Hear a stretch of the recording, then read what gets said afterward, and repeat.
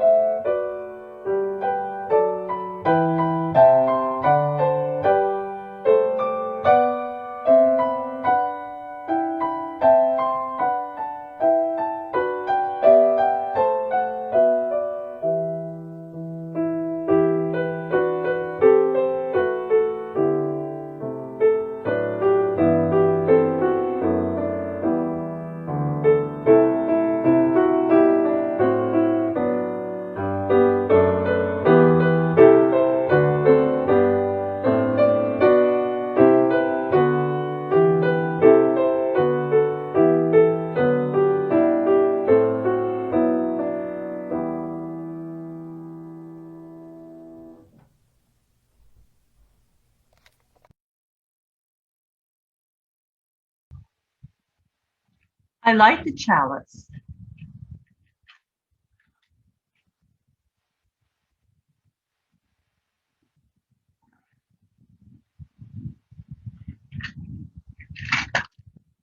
I will read the words of Leslie Pole Cosbaugh.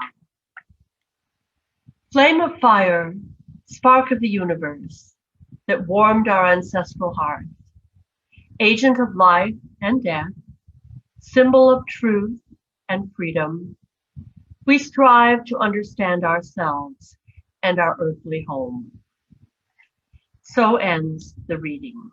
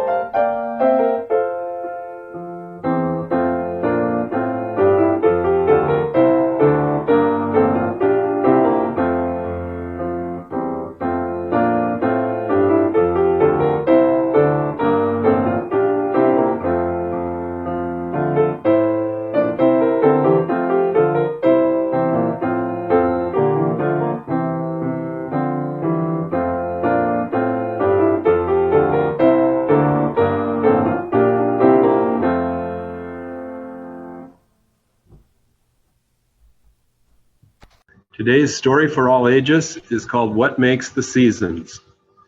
Spring's mild weather wakes the seeds, bringing showers each seed needs. Spring was here but couldn't stay. Spring left on a summer day. Plants that once were hardly there now have flowers everywhere. Each tree and weed and lima bean shows its favorite shade of green. Why is this a growing season? Plants grow tall, but what's the reason? Plants grow best in summer light, when days are long and warm and bright. But when the summer days are done, the autumn days have just begun. The sun grows dim, the wind blows cold, green leaves turn to red and gold. The colored leaves dance all around, but why do leaves fall to the ground? In all the leaves on all the trees are teeny tree food factories. Leaves use sun to make the food. When there's less sun, leaves become unglued. The weather brought a change last night. Winter turned the world to white. Puffy flakes swirled high and low. Snow makes flurries. What makes snow? In chilly clouds, the raindrops freeze. It's one of winter's recipes. Winter is a time for sleep. Trees are resting, seeds will keep. Many creatures sleep and wait. Winter's time to hibernate. But what controls the seasons' change? And what makes weather rearrange? Earth's yearly trip around the sun affects the seasons one by one. In summer, when the days are long, the sun shines down both hot and strong, while winter has the shortest days, less time for Earth to get warm rays. But when you have a winter day, it's summer half a world away. If summer blossoms open wide, it's winter on Earth's other side. Seasons change 4 times a year. When each one ends, the next one's here. Enjoying changes one by one makes the seasons so much fun.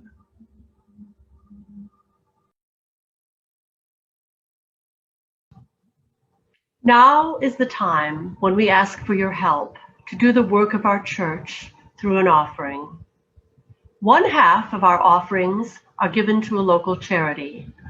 The other half is used for our continuing operating expenses. During this time period, the board has chosen to give half of our collected offerings to the Banquet West. Many of us have volunteered and continue to volunteer at the Banquet West. The Banquet's mission is to provide a welcoming place where all people in Sioux Falls can gather, receive nourishment, and experience love in action. Please mail your offerings to All Souls Church, UU, Post Office Box 400, Sioux Falls, South Dakota 57101, or use the donate button on our All Souls Church website. Thank you for giving to All Souls Church. Please join me in the words we use to receive the offering. We give these gifts freely. We receive these gifts gratefully. We dedicate these gifts to the work of our congregation, serving human wholeness, caring for our planet, upholding religious freedom, welcoming the stranger, loving one another. So end the words. Today's responsive reading is number 618, In This Night, by Dorothy Soleil. I will read the first part, and you can join with Joy on the second part, following the screen. In this night, the stars left their habitual places And kindled wildfire tidings that spread faster than sound. In this night, the shepherds left their posts To shout the new slogans into each other's clogged ears. In this night, the foxes left their warm burrows And the lion spoke with deliberation. This is the end revolution. In this night, Roses spooled the earth. And began to bloom in the snow.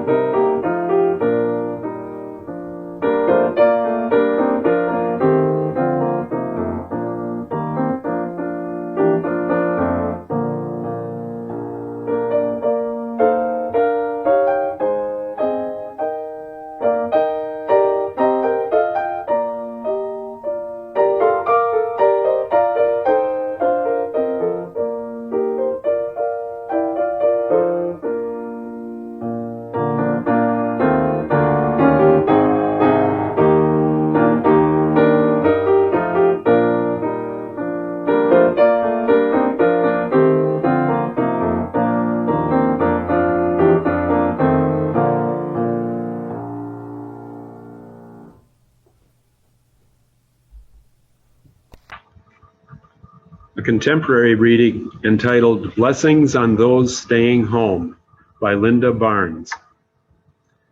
We're staying home. Love has never asked this of us before. We're staying home. This is our gift to humanity. Let us wish each other well. For those staying home alone, I offer you this blessing. May you grow a deeper understanding of your own worth.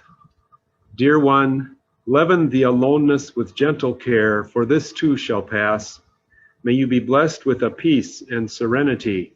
May you find the courage to reach out to hear another's voice and to remember others need you too. May you be well. For those staying home together, I offer you this blessing. May you find moments of patience and grace in your relations. May you offer each other enough time apart, reassurance and space enough to cry, to safely rage, for this too shall pass. Then let peace come again into your home. May you see one another's whole self as a gift. May you be well. For those working from home, I offer you this blessing. May you remember to take breaks. May you find the means to relish your imperfection and the imperfection of others as evidence of our shared humanity. You are enough, even when there isn't enough.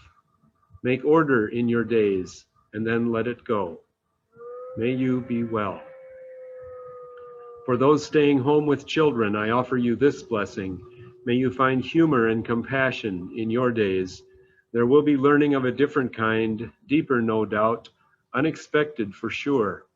May there be patience and forgiveness again and again and again. For this too shall pass.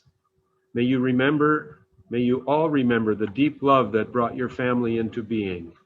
May there be peace and understanding in your home. May you be well. May we be well. May it be so. So ends the reading. Our message for the time of the solstice starts with my favorite knock-knock joke. Knock, knock. Who's there? Control freak. Now you say control freak who? And in that same vein, what's the dumbest purchase that a lot of us made about 1 year ago? That 2020 planner. Our planners give us the illusion of control in our lives. And so many of us, whether or not we admit it, are kind of control freaks. Our plans don't always come out the way we expect. And so someone wisely has said, life is what happens when we're making other plans. The ancient people, our ancestors, paid attention to the sun and the moon and the stars because they wanted to know what to expect. I think it's amazing that they could predict when the sun would rise day after day, thousands of years ago. Even though they couldn't control it, at least they had the satisfaction of knowing. There is a magical attraction to this time of the year, this time of transition, when the hours of daylight are at their lowest and the hours of darkness are at their greatest. In South Korea and in Vancouver, Canada, some solstice observances are tied to the end of the old year and the beginning of the new year. It's seen as a chance to let go of the old and lay hold of the new, a time that is pregnant with possibility and hope. There's also an ironic side to the solstice in our northern climate that is summarized in this little rhyme that I learned from my father many years ago. As the days begin to lengthen, the cold begins to strengthen. One of the most interesting subjects about the solstice is the architecture. Think of Stonehenge in England, where people have gathered on the solstice for centuries, because the stones line up with the sun's rays at the time of the solstice. And in Ireland, there is a Newgrange 5,200-year-old tomb and temple that are aligned to the winter solstice. A small opening above the entrance fills with light on several sunrises surrounding the solstice, gradually illuminating the chamber. Visitors apply for a lottery drawing to be inside the temple at the moment of sunrise. And here in the United States, the San Juan Bautista mission, built by Spanish missionaries in the early 1800s, was built to appeal to the Native American reverence for the solstice. And so at dawn, on the winter solstice, a shaft of light appears through a window over the door, illuminating the altar and the sacred objects that are there. Well, what meaning shall we find? What meaning shall we create?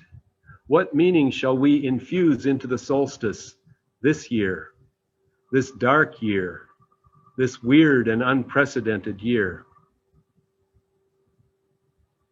The fact that life has rhythm is certainly one important meaning. The light decreases for 6 months, and then the light increases again for the next 6 months. There is expansion and there is contraction, but the light never goes out completely. Even at the North Pole, the darkest place of all on this day, there is still some light on the horizon on this darkest of days. The light never goes away completely. And so this can be a basis for our hope. We need never give in to despair. We must never give in to fear or cynicism or hopelessness. The light is never completely extinguished, and darkness never completely wins. There is contraction and there is expansion. There always has been, and there always will be. We have seen expansion and contraction in the course of the coronavirus also.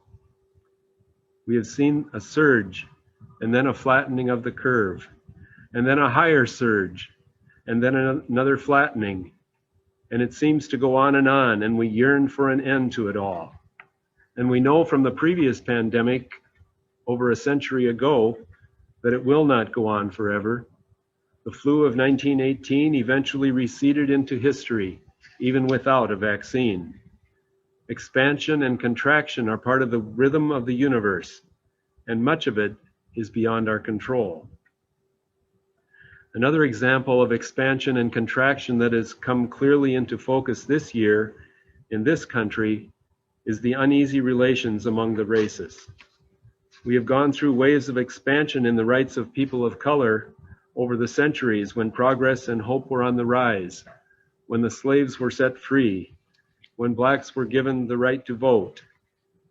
And then there were periods of contraction when popular opinion shifted during the Jim Crow years, when lynchings became commonplace and tensions rose, and even court decisions undermined the progress that was made.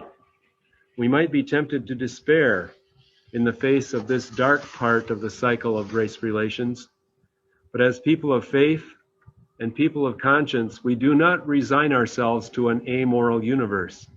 We do not give up on the power of light to illuminate the darkness, the power of light to eliminate the shadows, the power of light to transform the world again. Nature may be colorblind in some ways, and evolution may call for the survival of the fittest, but we believe that the arc of history bends toward justice. We cast our lot on the side of truth, and we take responsibility for our evolution now We take responsibility to evolve systems of fairness for everyone, not just the fortunate few. Even in the face of darkness, we dare to dream. Even in the face of despair, we dare to hope. Even in the face of hatred, we dare to practice love. That's one basic message of the traditional Christmas story. It tries to infuse love into a cold and dark world. The story declares that love casts out fear. The words of the mighty angel to the lowly shepherds were simple: do not be afraid. In that spirit, may we also choose love over indifference and hope over fear, even this year. The first time I visited All Souls, someone quoted that profound question asked by Mary Oliver: tell me what it is that you plan to do with your one wild and precious life.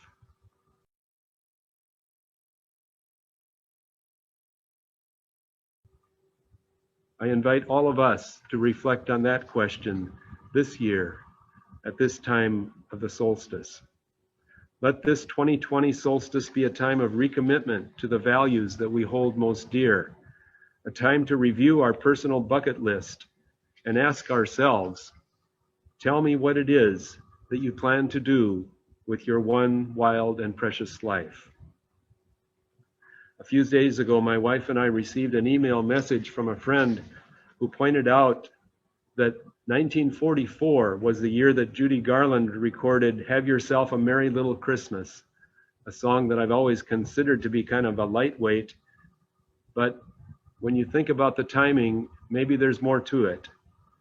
1944 was during the Second World War. The song was made as part of a movie called Meet Me in St. Louis. The war had raged on for more than 3 years. Soldiers were dying by the hundreds and even thousands. Families worried about who would survive and who would die before the end of the war. Rationing of basic necessities made life difficult throughout our country, and Christmas was not the way it was supposed to be.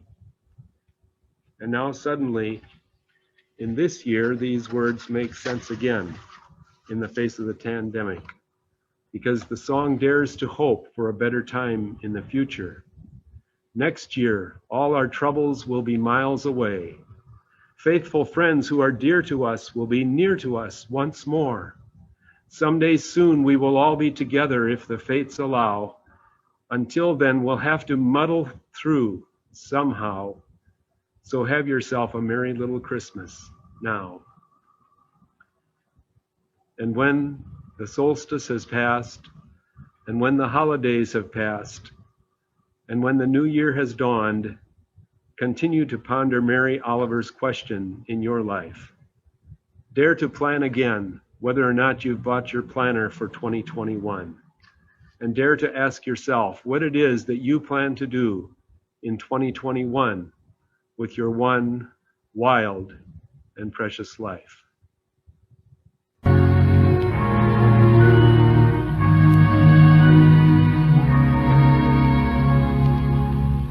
Have yourself a merry little Christmas. Let your heart be light. Next year all our troubles will be out of sight.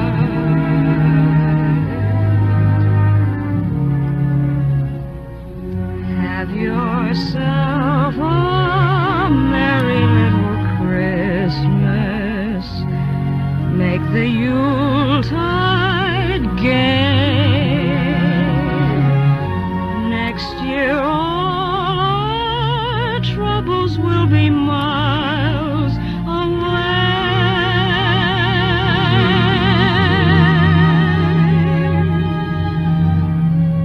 Once again, as in olden days, happy golden days of yore.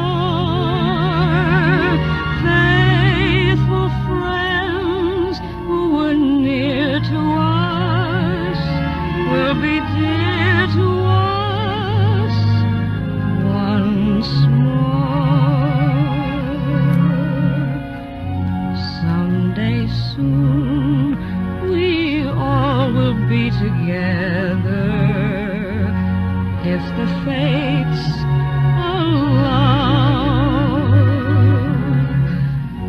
Until then, we'll have to muddle through somehow. So have yourself a merry little Christmas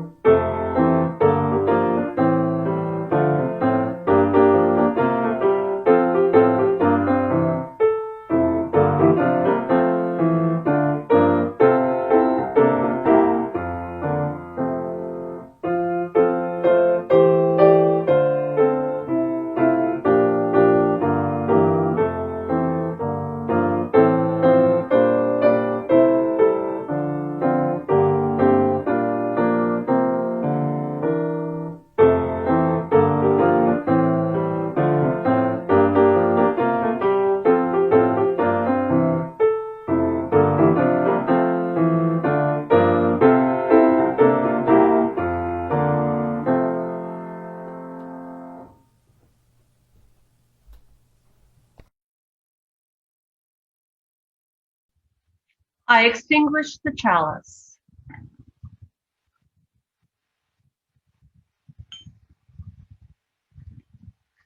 The chalice is extinguished, but the light goes with us out into the world.